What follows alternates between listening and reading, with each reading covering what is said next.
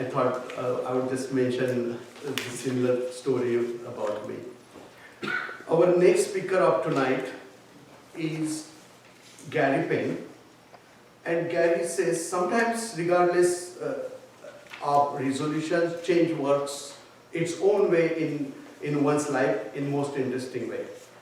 Tonight, our speaker Gary will share with us one such story of surprise, learning, and enjoyment.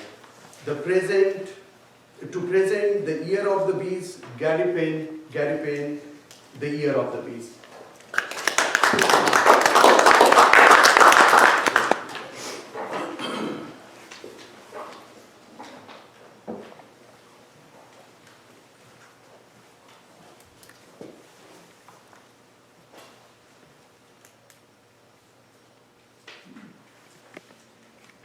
There is nothing I can say that makes that a good idea. I'm just starting right now.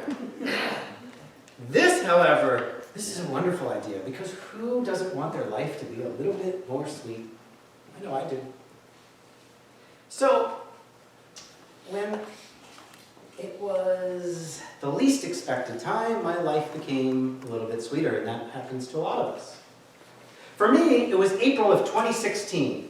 I was in Costa Rica, viewing exotic animals, beautiful birds, laying on the beach, not thinking about anything about my home in Orange County. Just mostly focusing on this cute little guy.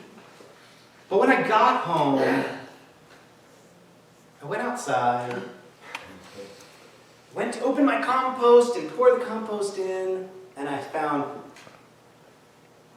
a beehive.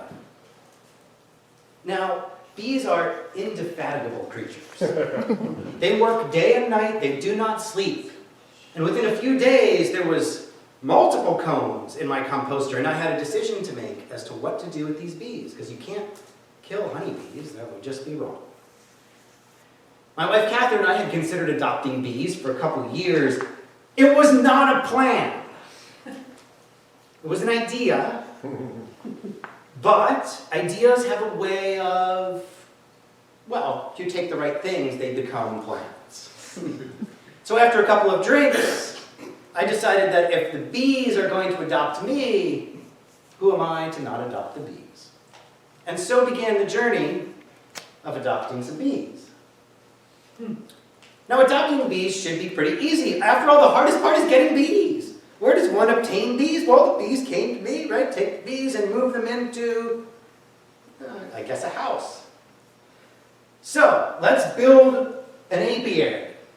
My dad happens to be a skilled woodworker. I found plans on the internet. We built an apiary. What's called a top bar hive. Top bar hive is like a giant xylophone, and each key of the xylophone is where one comb hangs down from. The bees build all the way until they can't build anymore, and then they go form beehives elsewhere. Great idea. Ready? Okay, let's move the bees. We gotta move the bees from point A to point B. This isn't that hard. Point A to point B. They're really close to each other.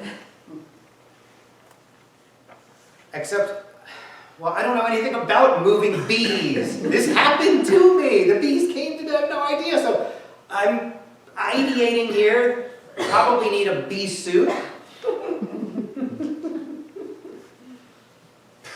Well, am I going to do this alone? I don't know what the hell I'm doing. I probably need a bee guy. Bee guy.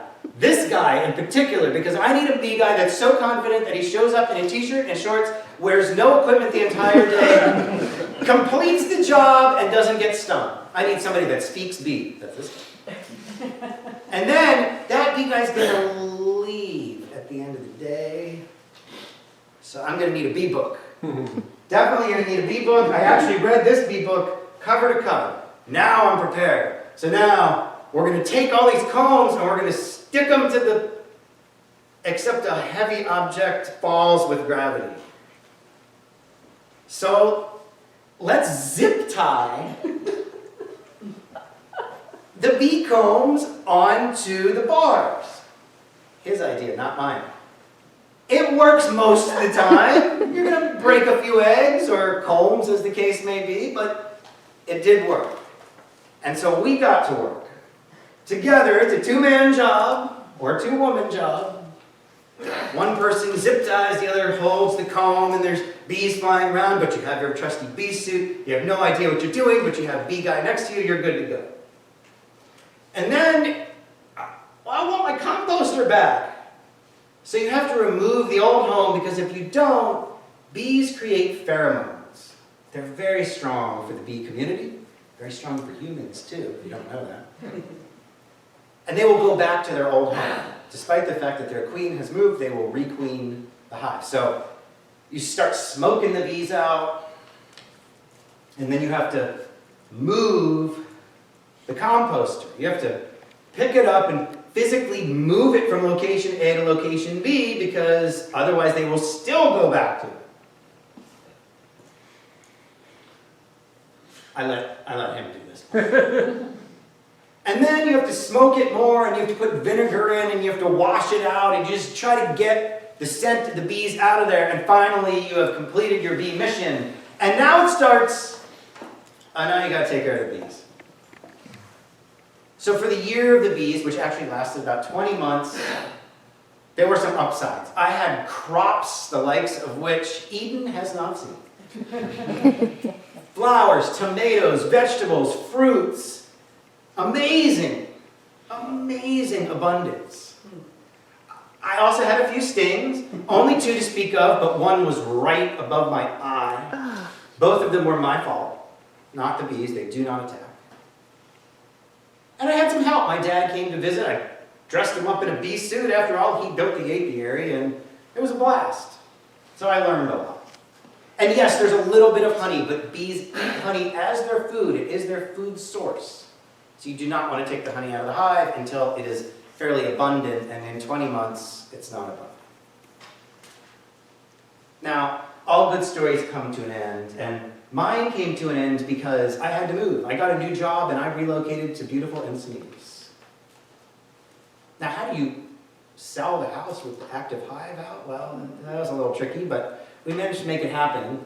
And then I hired Bee Man Dan, because he's a professional bee mover, and what does that mean? It means you pick up the apiary, stick it in the back of your pickup truck, bungee tie it, and drive it down the 5 freeway. I kid you not, this is not a made-up story, I did not make up that picture. And you land at Ashbrenner Acres, which all of you good people can enjoy, because they produce produce for the Leucadia Farmers Market, courtesy of my bees. Mr. Toastmaster.